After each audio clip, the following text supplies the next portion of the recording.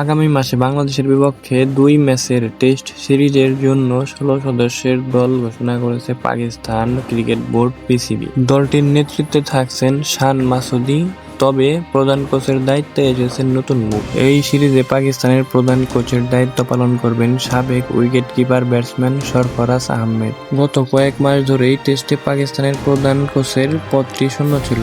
সরফরাজ প্রধান কোচের দায়িত্ব পেতে পারেন এমন গুঞ্জন ছিল, সেটাই সত্যি হলো। পাকিস্তান কিন্তু বর্তমানে পিএসএল খেলছেন।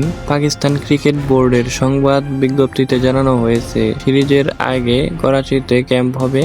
সেটি শুরু হবে আগামী 27 এপ্রিল থেকে 1 মে পর্যন্ত। 2 মে কিন্তু বাংলাদেশের উদ্দেশ্যে রওনা দেবে পাকিস্তান ক্রিকেট দল। পাকিস্তানের সাথে বাংলাদেশের প্রথম ম্যাচটি 8 মে মিরপুরের শেরেবাংলা স্টেডিয়ামে শুরু হবে। সিলেট আন্তর্জাতিক ক্রিকেট স্টেডিয়ামে দ্বিতীয় টেস্টটি শুরু হবে 16 মে।